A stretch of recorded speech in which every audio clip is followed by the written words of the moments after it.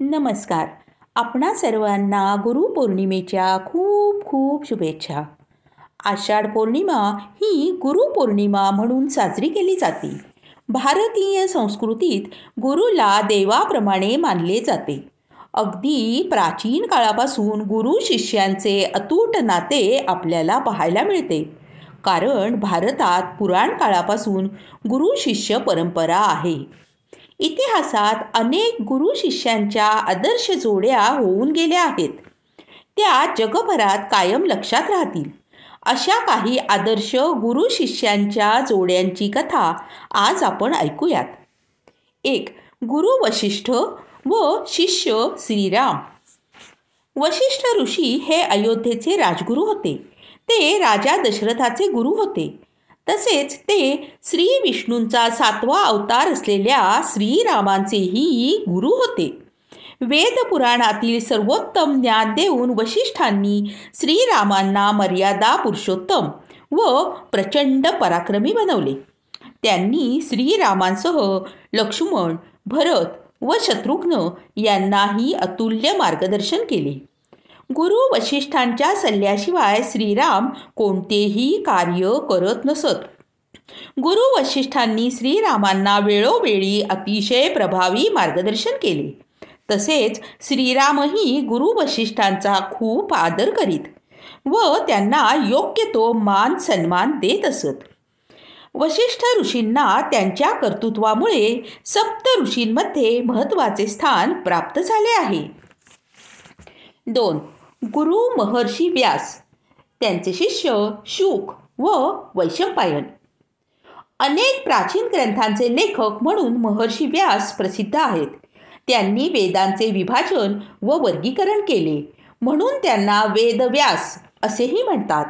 त्यांनी व्यासशिक्षा, ब्रह्मसूत्रे, वेदव्यास स्मृती, महाभारत, पुराणे, व्यासभाष्य असे अनेक ग्रंथ लिहिले. महर्षी व्यासांचा जन्म आषाढी पौर्णिमेला झाल्याची मान्यता आहे. महर्षी व्यासांनी 24,000 श्लोकांचे उपव्याख्यान विरहित महाभारत रचले व त्यांचा शिष्य वैशंपायन याने त्यात भर घालून सुमारे 1,00,000 श्लोकसंख्या असलेल्या सध्याच्या महाभारताचे रूप त्याला दिले. महर्षी व्यासांचा शुक नावाचा एक शिष्य होता. त्यांनी प्रथम या शुकाला महाभारत शिकवले. 3. गुरु भगवान परशुराम. त्यांचे शिष्य भीष्म व द्रोणाचार्य. भगवान परशुराम हे विष्णूच्या अवतारांपैकी एक अवतार आहेत. ते 7 चिरंजीवांपैकी एक मानले जातात. महादेव शिवशंकरांनी परशुरामांना शस्त्रास्त्र विद्या शिकवली व त्यांना परशु दिला. परशुराम हे धनुर्विद्येत विशेष निष्णात होते. परशुरामांनी भीष्म पितामह व द्रोणाचार्य यांना धनुर्विद्या शिकवली. याशिवाय कर्णाने स्वतः परशुरामांची सेवा करत अनेक विद्या शिकून घेतल्या. गुरु परशुराम हे सप्त चिरंजीवांपैकी एक मानले गेल्याने रामायण, महाभारत व निरनिराळ्या काळातील घटनांशी त्यांचा संबंध जोडलेला आढळतो. 4. गुरु द्रोणाचार्य व त्यांचे शिष्य कौरव व पांडव. गुरु द्रोणाचार्य हे कौरव पांडवांचे धनुर्विद्येतील गुरु होते. तसेच महाभारत युद्धात ते कौरवांचे सेनापती होते.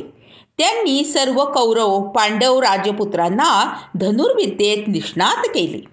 त्यांनी भीम व दुर्योधनाला गदायुद्ध व मुष्टियुद्ध शिकवले.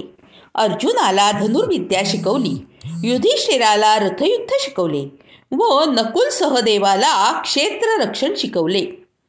द्रोणाचार्यांनी एकलव्य या शबरीपुत्रास धनुर्विद्या शिकवली नाही.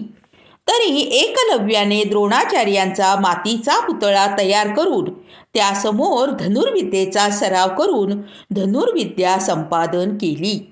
मग तो धनुर्विद्येत अर्जुनापेक्षाही पारंगत झाला. 5. गुरु सांदीपनी ऋषी. त्यांचे शिष्य श्रीकृष्ण व बलराम. श्रीकृष्ण हे श्री विष्णूंचा 8वा अवतार होते.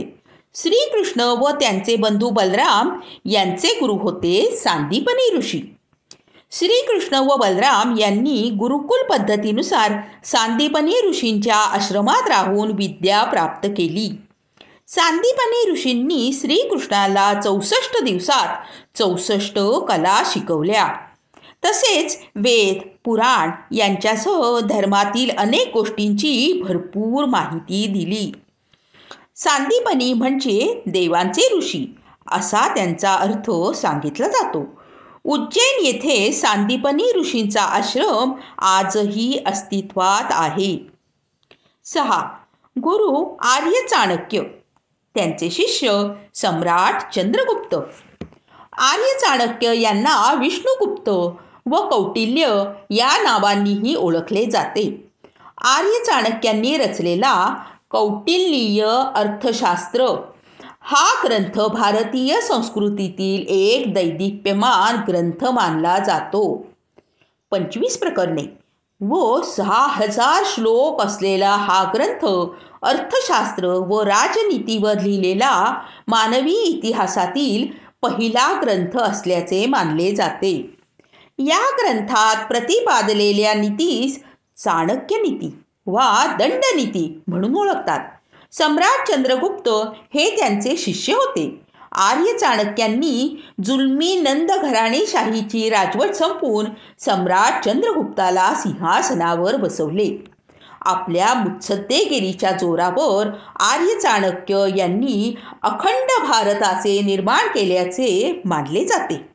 अशा होत्या या काही आदर्श गुरु शिष्यांच्या जोड्या. आपल्या भारतीय संस्कृतीत गुरुला अत्यंत उच्च म्हणजे परमेश्वराचा दर्जा दिलेला आहे. म्हणूनच म्हणतात की गुरुर्ब्रह्मा गुरुर्विष्णू गुरुर्देवो महेश्वरः गुरु साक्षात परब्रह्म तस्मै श्री गुरुवे नमः.